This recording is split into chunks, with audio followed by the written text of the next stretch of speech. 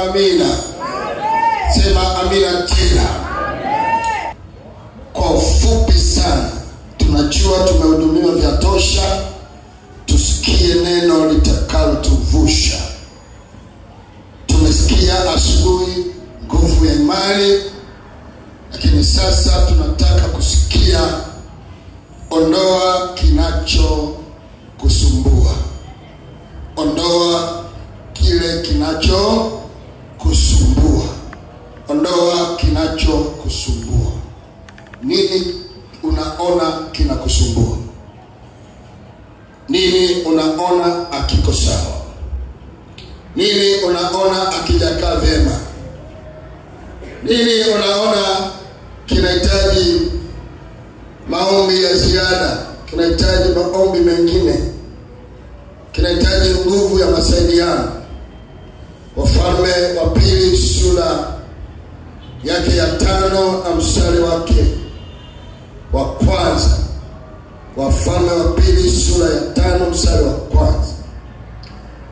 Maandiko matakatifu, Biblia inasema, basi Naamani jemedari wa jeshi la ufalme ama mfalme wa Shamu alikuwa mtu mkubwa mbele ya bwana wake, ambaye mbele ya bwana wake na mwenye kuheshimiwa, kwa sababu kwa mkono wake Bwana alikuwa amempatia Washami kushinda. Tena alikuwa mtu hodari wa vita, lakini, hebu sema lakini, alikuwa mwenye ukoma. Lakini alikuwa mwenye ukoma. Kuna mambo tunataka tuangalie hapa kwa haraka. Jambo la kwanza, tunaona kuwa mtu huyu alikuwa ni mtu mkubwa sana, mtu aliyeheshimiwa, watu walimheshimu sana.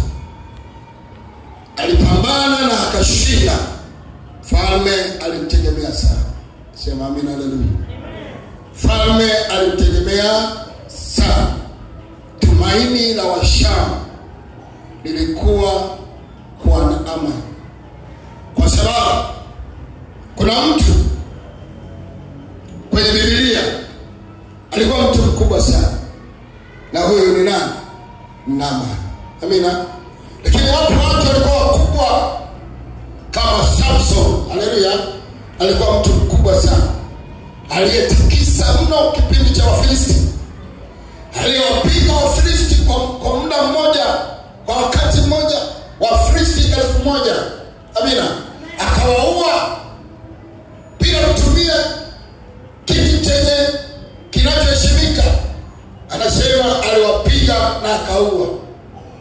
Lakini pia tunaona huyu mtu, jambo la kwanza kwa anaandika, jambo la kwanza, alikuwa jemedari wa jeshi. Alikuwa jemedari wa jeshi. Alikuwa jemedari wa jeshi. Sikia tu, jemedari. Jemedari wa jeshi. Jeshi zima linamtegemea. Lakini jambo la pili, alikuwa ni mtu mkubwa mbele ya mkuu wake. Alikuwa mtu mkubwa. Kwanza, jemedari wa nini? Wa jeshi. Pili, alikuwa mtu mkubwa. Mtu mkubwa akipita mahali watu wote tunasimama. Jamani, kweli si kweli? Mtu mkubwa akipita mahali. Nilikuwa nimeenda Morogoro hivi karibuni tu, nilienda Morogoro, nikapanda hii treni ya mwendo kasi. Nikasema na mimi silisikie tu, ngoja nilipanda. Nikalipa, lakini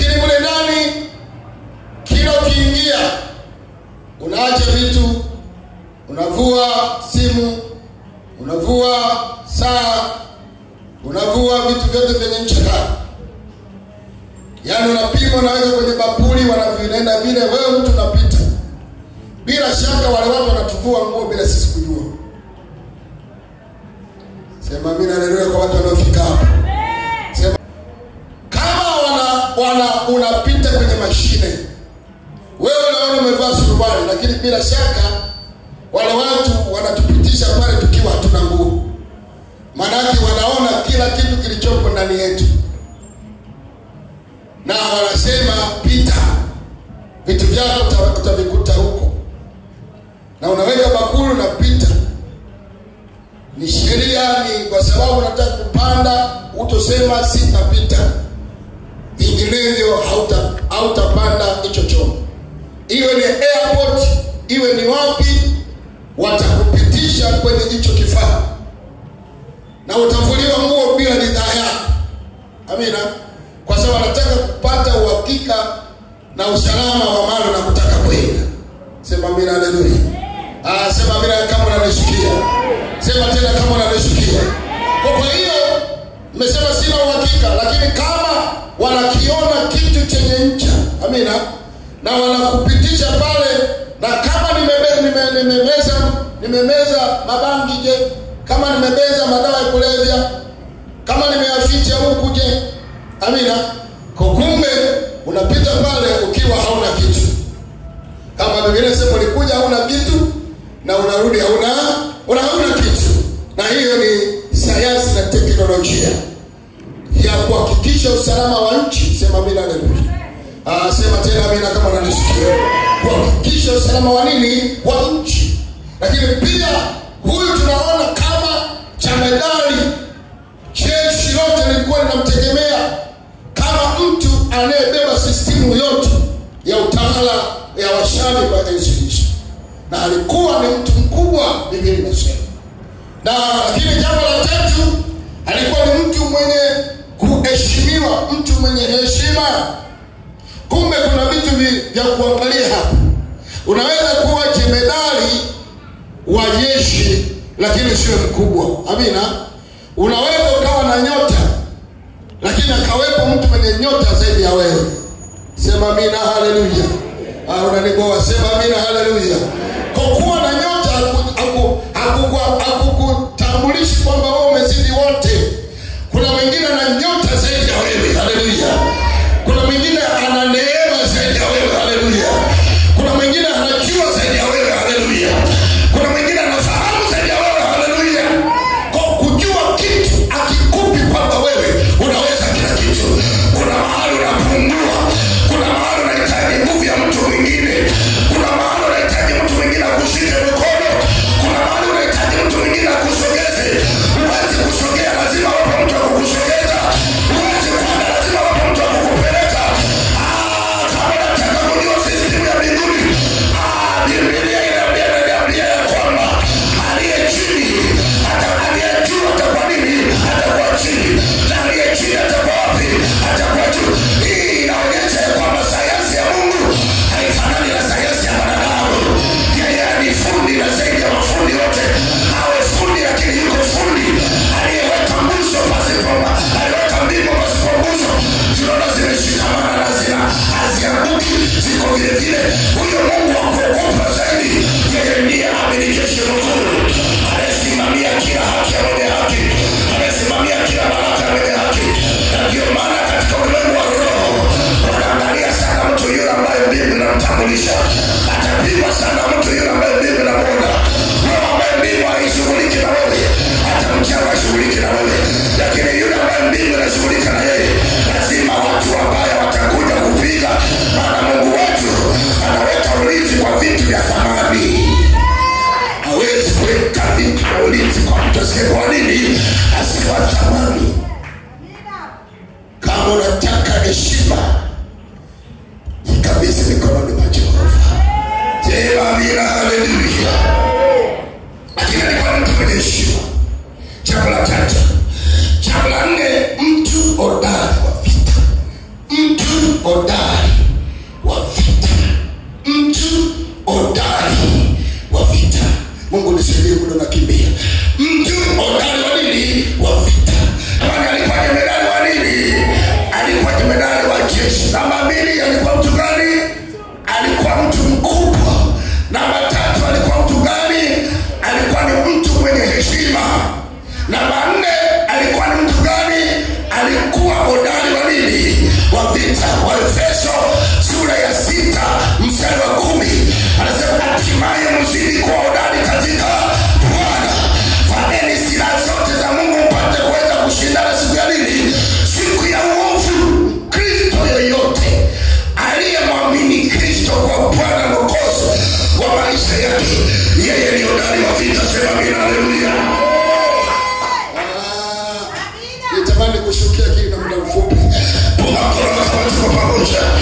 nitaka nishuke huko tukutanie huko, lakini ngoja nibaki hapa kama kardinali fulani. Piga Yesu makofi na vigelegele. Haleluya. Mtu yoyote aliyeokoka, silaha yake ya kwanza, yeye ni hodari, haogopi, hatishiki. Hata kama watasema wote wamekufa, yeye anasema mimi niko hai. Hata kama watasema uko ndani ya mwili wako umekufa, umeunguza kila kitu, figo zimeungua, maini, firigisi, si kama wanadamu na firigisi, sijui kila kitu kimefanya kimeungua, yeye atasema mimi hakuna kilichoungua, ndani yangu mimi niko mzima na nitaishi kwa jina la Bwana.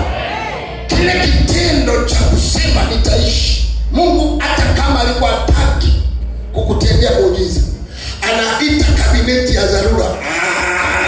Haleluya, haleluya. Anaitisha nini? Kabineti ya nini? Ya dharura. Kikao cha nini? Cha dharura. Kuna mtu shujaa ndani anatutambulisha kwa duniani. Ni kweli daktari alichokipima ni hakika na ni kweli, lakini yeye amesema yeye haumwi, maana anatuamini sisi. Na sisi hebu tushuke tukamsaidie, maana tutamwangusha, tutaiangusha imani yake. Pepea makofi kwa Yesu ambaye atasimama na sisi kwenye magumu. Atasema yule simwangushe, kwa sababu ananitambua hata kwenye ugonjwa, ananitambua hata kwenye taarifa mbaya. Sema haleluya. Kinachotuua ni taarifa mbaya. Kuna mtu mmoja bila ushuhuda naye, nilimwombea akabeba imani. Mimi mwenyewe nashuhudia mtu nilimwombea mwenye ukimwi, nikamwombea mwenye ukimwi, akaja kipindi cha Juma na Nyamala, nikamwombea, nikamwekea imani, nikasema kaa mwezi mmoja, alafu baada ya mwezi mmoja nenda ukapime. Nasikia ndani yangu wakati na kuombea nguvu zimenitoka kama kipindi cha Yesu. Ninaamini ukimwi umeondoka. Akasema baba, nimeamini na mimi ukimwi sina tena.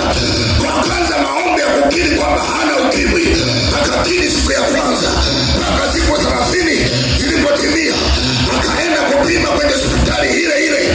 Alipofika kwenye hospitali ile ile akasema nimekuja kupima tena virusi vya ukimwi. Wakasema kanuni sio mwezi mmoja, kanuni ni baada ya miezi mitatu unatakiwa uje tena kucheki afya yako kama zile dawa tulizokupa zingali zimefanya kazi.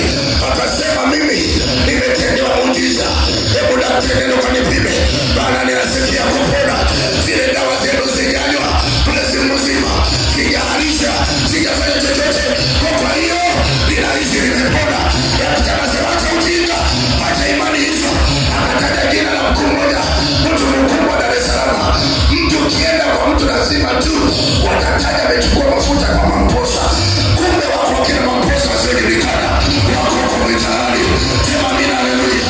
Akasema acha imani hizo za kina Mamposa za kuaminisha vitu visivyokuwa sahihi, nenda urudi nyumbani. Akasema kama hautanipima nitakushtaki kama umeninyanyapaa. Daktari akasema hii ni Yesu. Akapeleka kumpima, akapima, akasema mama bado na virusi vya ukimwi. Akasema wewe daktari, wewe ni mwongo, hiyo damu uliyoipima sio ya kwangu, chukua damu nyingine hapa. Sijaona watu wanajua imani, sijaona watu wanajua imani. Aliyeokoka aliyeondani hati siku ina habari, hata kama zitakuja za kuvunja moyo, utakachosimama nacho ninaye Bwana wa mabwana. Lakini unaweza kusimama na neno, anasema kufa ni faida, kuishi ni Kristo. Akasimama na hiyo imani kumsaidia. Akasema choka tena. Daktari akasema hivi, wewe leo umepima kunikaribu. Akasema kama hutanisikiliza, nataka nikuonyeshe Mungu niliyempokea ana nguvu. Daktari akachukua damu, akasema sasa hivi usikate kwenye kidole, tukua kwenye mshipa mkubwa. Amina. Akakunja ngumi, akavuta mshipa, damu kibomba kikajaa, ni kama kumkomoa. Akaenda akapima mabala, nikasoma tena virusi vingalipo tena vimecharuka. Akasema nataka awamu hii, sijui kama nanielewa wewe, nataka kama si kama nanielewa wewe. Anasema nataka awamu hii, nataka nihakikishe kama kweli unachokipima ni damu yangu. Nataka upime damu yangu mbele ya macho yangu, nione na nishuhudie kweli kwamba mimi nina virusi vya ukimwi. Chukua damu tena kwa mara ya 3, na utatu ni Utatu Mtakatifu. Sema amina, haleluya. Sema amina, haleluya. Sema amina, haleluya. Akasema pima tena Utatu Mtakatifu. Daktari ananishuhudia, anasema nilipopima mara ya 3 nikasoma kwamba huyu mama ana virusi vya ukimwi, amepokea uponyaji. Sema amina, haleluya. Imani. Mkuu wake alimwamini na amani kwamba ni hodari wa nini? Ni hodari wa vita. Na Mungu ametuamini sisi kwamba sisi ni hodari wa imani. Sema amina, haleluya. Tunaweza kubadilisha maji yakawa damu. Tunaweza kubadilisha sukari, mchanga ukawa sukari. Tunaweza kubadilisha chumvi ikawa kaunga. Inawezekana, ila ni imani yako tu. Amina. Inawezekana. Sema amina, haleluya. Sema amina. Kwani Yesu alibadilisha nini? Yakawa nini? Tena ile yenyewe pure. Lakini shida yaliwekwa kuna kusikojulikana kwenye mabarasa. Yale mabarasa unayosikia yalikuwa ni mabeseni ya kunawia, kufanyiwa kutawazia. Amina. Hawe shetu. Yesu akasema huko nitafanya muujiza huko. Sema amina, haleluya. Ulimsikia Tolo siku moja, MC Tolo aliongelea kama mkuu wa meza angeambiwa maji yametoka msalani asingeonja, lakini wakamletea ili aonje mkuu wa meza, naye akaizinisha hii divai ni nzuri kuliko ile ya mwanzoni. Piga Yesu makofi na kiki. Kwa tunaweza. Bwana Yesu asifiwe sana. Bwana Yesu asifiwe sana. Bwana Yesu asifiwe sana. Bwana Yesu asifiwe sana. Huyu baba yeye anaongea hapa. Ndio maana jana nilikuwa namwambia mke wangu, kasema mimi nina akili zangu. Sema mimi haleluya. Mimi nina akili zangu. Na Mungu aliniita kwa sababu alizijua akili zangu. Kila mtu aliyeitwa Mungu anajua akili zake. Mungu anajua akili zangu. Mimi siamini, sichukui vitu haraka. Sibebi vitu haraka. Sichukui vitu haraka. Ninapima mtu aliyeleta ujumbe. Anasema kanisa limeamuliwa kupigwa. Sasa kama limeamuliwa kupigwa, na je, mimi niko tayari kupigwa? Mungu aliniita nipigwe. Mungu aliniita nidondoke. Mungu aliniita nipoteze watu. Lazima niseme haitawezekana. Hata kama kwenye ulimwengu wa roho kumeandikwa kanisa la kukomboza lazima lipigwe, na mimi naenda kukata rufaa. Sema amina, haleluya. Yule aliyemwambia Hezekia utakufa, yule alimwambia Hezekia Bwana amekuongezea miaka ya fadhili ya kuishi, yule anaweza kukaleta taarifa ili urudi kwenye nafasi ambayo ulikuwa umepoteza, ili urudi kwenye nafasi ya kulia, ili urudi kwenye nafasi ya kugaragara, ili urudi nafasi ya kutengeneza. Sema amina, haleluya. Punga mkono kama tuko pamoja. Taarifa yoyote inapokuja kwako usibebe, itakuua. Lakini anapokupa taarifa Mungu anakupa onyo. Usipoishughulikia hicho kitu kitatimia. Lakini ukishughulikia hicho kitu kitatimia kwa jina la Yesu. Na mimi nimesimama hapa kama kuna mtu yote anayekutabiri baya juu yako, nasema hilo baya halitatimia kwa sababu Bwana atakuwa pamoja na wewe na atakusaidia. Hakuna baya linamkuta mtu pasipo sababu, ila sababu ikija ni matengenezo. Sema amina, haleluya. Sema amina, haleluya. Sema amina, haleluya. Hata kama utaki, sema amina, haleluya. Hata kama unajiamini wewe kuliko Mungu, sema amina, haleluya.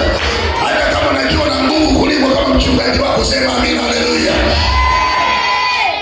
Kinachoua mtu ni taarifa kuibeba na kuiweka wapi? Kifuani. Ukitembea nacho kama bango. Mimi nimetabiriwa.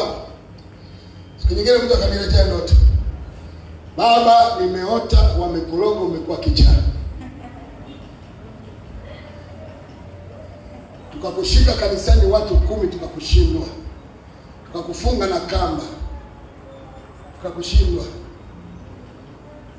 Huyu Makefuna huyu kawa kichaa. Hivi wewe nikuulize swali. Wangapi wanamjua Mungu wako kama na nguvu zaidi? Amen. Pana hata kuongea na watu majayanti wa imani. Haleluya. Haya, tuendelee kidogo, si ndio? Tatizo la huyu mtu alikuwa na nini?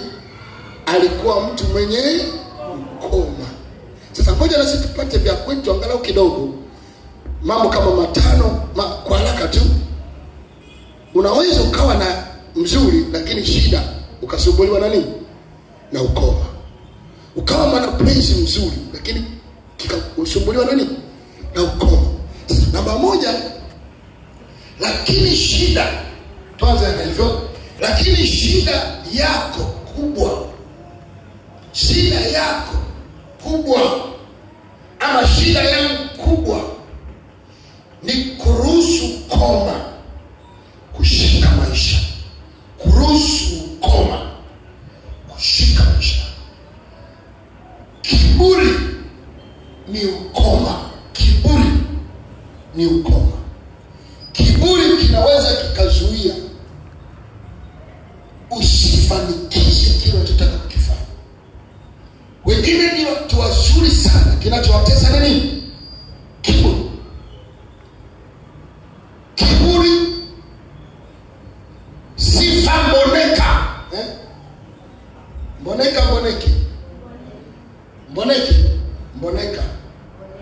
Mboneki. Yaani huwezi kufika mahali, lazima wakujue kwamba wewe upo. Amina. Hiyo inaweza ikakugharimu na inaweza kani ukoma kwenye maisha yako. Amina. Ni mzuri lakini unasumbuliwa na nini? Na kiburi. Ondoa. Haleluya. Ondoa ili Mungu akutumie. Sema amina, haleluya. Ondoa hicho kiburi. Lakini namba 2, kukosa unyenyekevu. Kukosa nini? Unyenyekevu. Lakini hiyo ya kiburi unaweza kusoma Mambo ya Walawi 26. Mambo ya Walawi sura ya 26 mstari wa 19. Nikupe tu angalau mstari ya kusaidia hata ukifika nyumbani haraka tu. Nitamani kutoa mapema ili tuweze kumshuhudia Roho Mtakatifu. Mambo ya Walawi 26:19. Mambo ya Walawi 26:19. Biblia inasema, nami nitakivunja kiburi chao. Nitakivunja kiburi chao. Uwezo wenu. Nami nitazifanya mbingu zenu kuwa kama chuma. Nataka tu nikwambie, Mungu anasema atakivunja nini? Atakivunja kiburi chako. Lakini tumesema 2, kukosa nini? Kukosa unyenyekevu. Unatumika vizuri lakini huna nini? Huna unyenyekevu. Unaimba vizuri lakini huna unyenyekevu. Amen. Unafanya mambo yako vizuri lakini huna nini? Huna unyenyekevu. Unafundisha vizuri na watu wanakuelewa, lakini umekosa nini? Umekosa unyenyekevu. Unyenyekevu ni kusikia maagizo kutoka kwa mkuu wako wa huduma. Amina. Usipofanya hivyo, japo unafanya vizuri mbele za Mungu, umekosa nini? Umekosa unyenyekevu. Watu watabarikiwa na wewe, lakini pungufu lako, ukoma wako utakuwa ni kukosa nini? Kukosa unyenyekevu. Unafanya vizuri, mambo yanaenda vizuri na watu wanakupongeza, lakini unyenyekevu. Wengine wameachishwa kazi kwa kukosa nini? Unyenyekevu. Yaani anafanya vizuri, mwana mahesabu vizuri, lakini unyenyekevu. Wao ni wasichana wa ndani, na hao nao ni wasaidie leo wasichana wa ndani wanaotusaidia kazi za ndani. Yaani msee wa ndani kujimilikisha kama wewe ni mtoto mmoja wa watoto wa ndani ni makosa, ni kama dhambi ya ukomo. Yaani wewe kujimilikisha kama mtoto halali wa nyumba hiyo. Na hili ndio tatizo, mtu anasahau jukumu lake lililomtoa kijijini na kumleta hapo. Na hapo ndipo cheche na magongano yanaanza kwa mabosi zao. Kujimilikisha. Sema amina, haleluya. Sema amina, haleluya kama mpo. Kujimilikisha. Anaweza bosi kama mzuri, amekuchukua kama ndugu, amekuchukua kama nani, kosa la jinai. Kujimilikisha. Amina. Ukijimilikisha, kinachofuata utamvunjia nini? Utamvunjia heshima.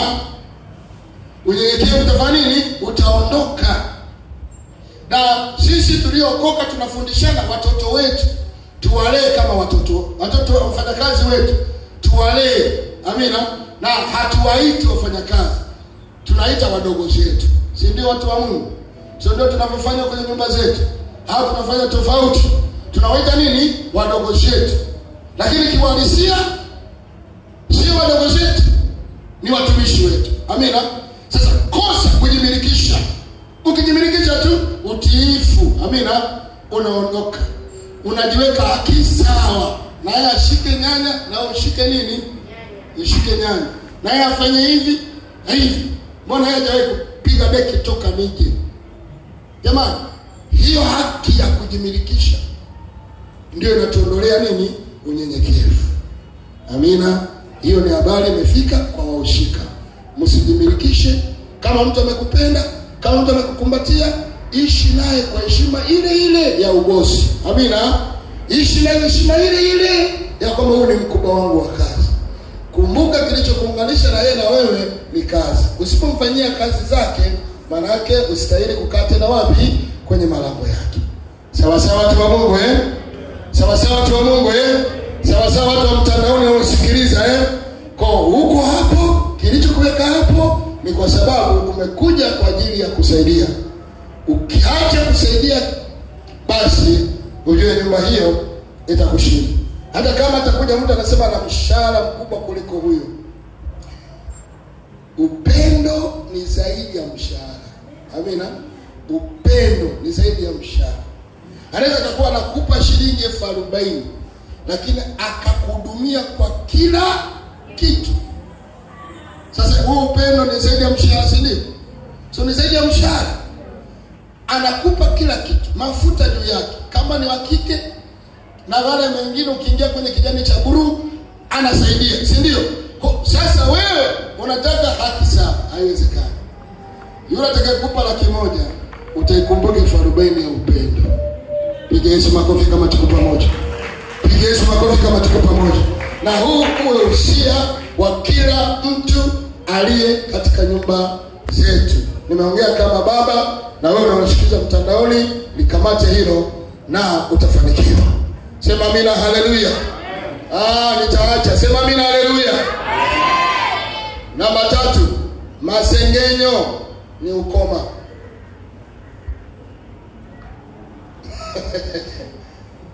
Ule uliokana karibu na vipi hapo ndugu yangu, umepona?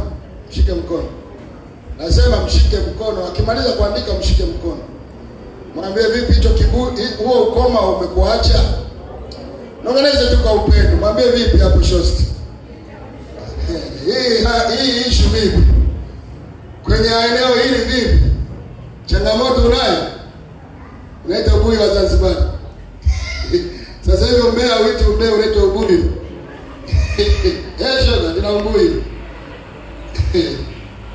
Mwambie sio ubui, mwambie ni ukoma. Amina. Mwambie sema naniletea ukoma. Akisema kuna ubui mpya, mwambie sawa. Unaniletea nini? Unaniletea ukoma. Acha tuzurike wote. Haleluya. Masengenyo ni nini? Ni ukoma. Unaweza kama mzuri lakini unateswa na kiburi na unateswa na masengenyo. Sione mtu kole imekaa vibaya. Mwangalie. Hivi hajajiona. Bisiketi imesimama. Na wambea wanakaa wambea watu. Sijasema leo kana mwenzako mbea mwenzio, ila tu nimesema mimi naongea tu. Sema amina, haleluya. Punga mkono na sija kutazama, naangalia daftari langu. Kwa hiyo kuna mtu anapenda kuongea nawe kanisani. Mwambie sijaje kuchukua ukoma. Kuchukua neno la Mungu. Sema amina, haleluya. Haleluya. Haya, namba 4, dharau na kujisikia.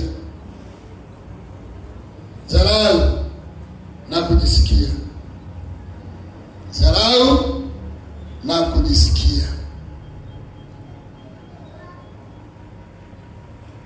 Dharau na kujisikia.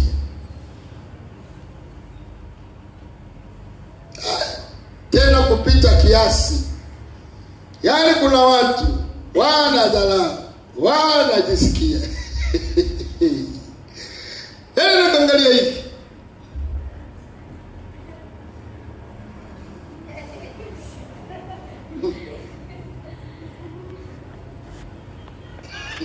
Yaani asili asimulize na wewe, anakupimia zaidi.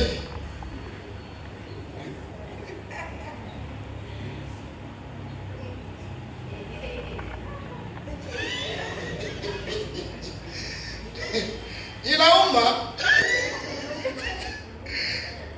Wala wanasikiaga maumivu. Yaani mtu anakunyali kiasi cha kwamba wewe ni kama puto. Kama puto linaopulizwa na kuishia upepo. Kumbe na wewe umeumbwa na mtu, na wewe ulikaa tumboni miezi ngapi? Miezi 9. Na una wazazi wanakupenda. Lakini mtu tu from nowhere anakushusha thamani. Mwambie, my friend, nimeyaona macho yako na mimi nayaweza sana hayo. Lakini Biblia inasema usishinde na ubaya, ushinde baya kwa nini? Anasema ushinde baya kwa nini? Kwa wema. Usishindwe, usishindane na aliyefeli maisha. Kwa sababu huwezi kukidharau kilichoumbwa na Mungu. Andika report, tutakusaidia. Huwezi kukidharau kilichoumbwa na Mungu, na ni makosa. Amina. Kudharau kilichoumbwa na nani? Na Mungu. Mungu alikiumba hivi hivi kilivyo, na wewe unapaswa kukiheshimu kama kilivyo. Na hiyo inaweza kukuzuia kupunguzia baadhi ya baraka kwenye maisha yako.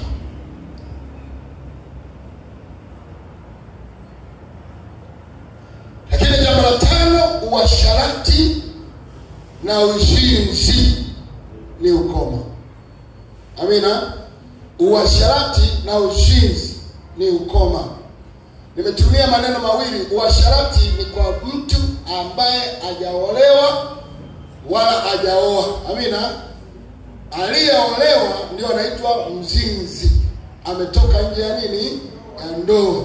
Ambaye hajaoa wala kuolewa haitwi mzinzi, anaitwa uasherati. Wala uasherati usitajwe kwenu, wala uchafu, wala kutamani. Si ndiye? Kwa aliyeolewa ndio mzinzi. Si ajabu mtu anamuita kabinti, katika binti kazinzi sana. Hapana, sema katika binti kaasherati sana. Kauni ndio utakuwa umekomesha kiboko. Kale kwa kijana kauni. Kama mbuzi. Kakifika Manzese, kakifika Kibule, kakifika nani, kakiona tu sketi, kapigwe kasikipigwe. Kama ni wewe mwenyewe ndio unamsababishia.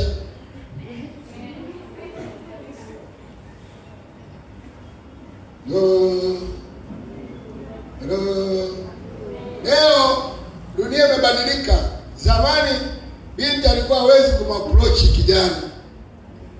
Lakini leo kwa sababu unaangalia tamthilia za Kikorea, wao wanafikiri nani wa Korea, wewe ni Mbantu. Wewe ni Mswahili. Tena nyumbani kwenu mlikuwa mnapaka kambili. Kwa hiyo usiige mambo ya Kikorea. Sawa? Usiige mambo ya Kikorea. Anakuapproach. Binti anamwambia kijana. Amina. Kambili ni mafuta ya mawese ya kukaanga ya. Ndio inaitwa kambili. Amina. Hata kwetu tunatumia hiyo kambili. Amina. Kwa hiyo kwa kilugha cha Kigoma kwenye eneo hilo ndio tunafanana kambili. Amina. Yale mafuta ya mawese yale, sasa kwetu sisi Mbeya ni mawese, tunatumia mawese. Amen. Sio Kigoma tu. Kwetu kienda mimi na michikichi karibia 300 kuelekea 350. Amen. Kwa hiyo tunakula mawese. Lakini mdogo wangu ameyafyeka yote. Kapanda zao la biashara inaitwa kokoa. Amina. Kwa Mawese anaona kama sio dini tena. Bwana Yesu apewe sifa. Kwa leo mabinti wana approach kijana, wametoka kwenye zile kanuni. Una approach kwa njia gani? Zawadi. Amina. Anapigwa jinsi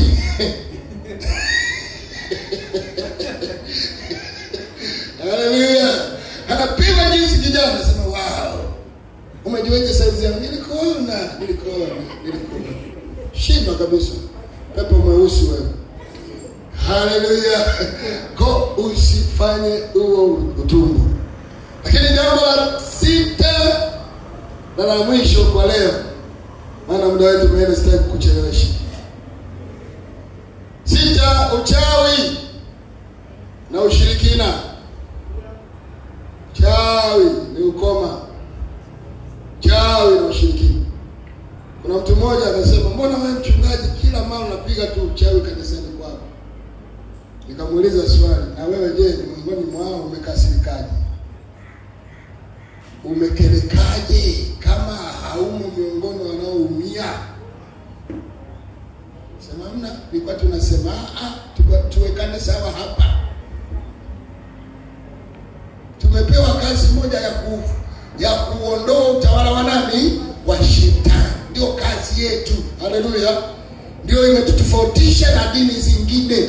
Sisi tunapokutana hapa ni kemea pepo asubuhi, kemea pepo mchana. Na hata hivi tunafundishana neno hapa ni kucheleweshana tu.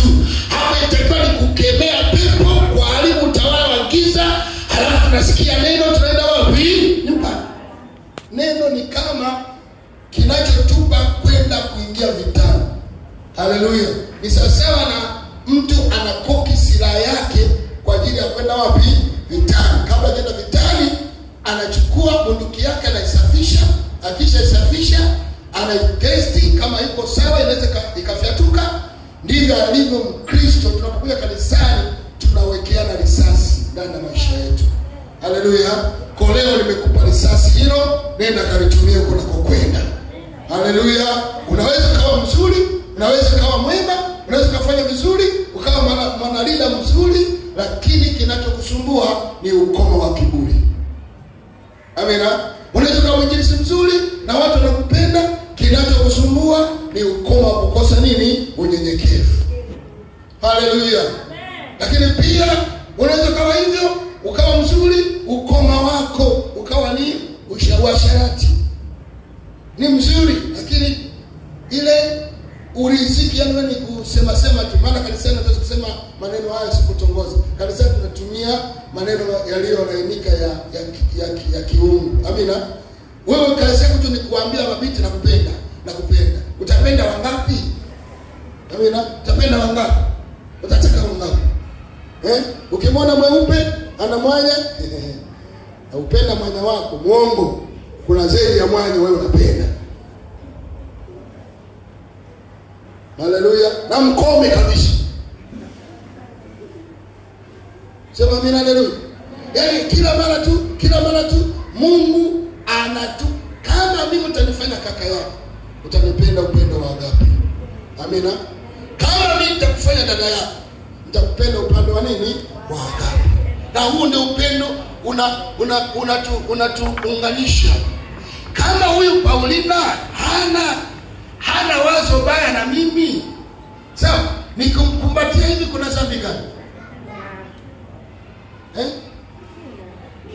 Kama hana kitu na mimi chochote, hatukumbatiani kwa sisi kwa sababu tujaokoka, tunakutana na shoti za umeme. Lakini kama huyu mimi nimemfanya binti yangu, halafu nishindwe, amin, tunaweza tukarusuka. Biblia inasema salimianeni kwa busu takatifu. Sasa hapa mimi nimkamate mke wa Malekeza hapa, nimtoe busu takatifu. Uone Malekeza atakapoinuka na silaha zake huko. Sio ndio hivyo? Sio Biblia imesema? Kwa kama tutataka kila Biblia iliyosema tufanye, basi tutakosa mbingu. Amina. Kwa vingine tunaviacha ili kusudi heshima ibaki pale pale. Sema amina. Haleluya. Kwa usibebe andiko kasema Bwana andiko limesema kumbatia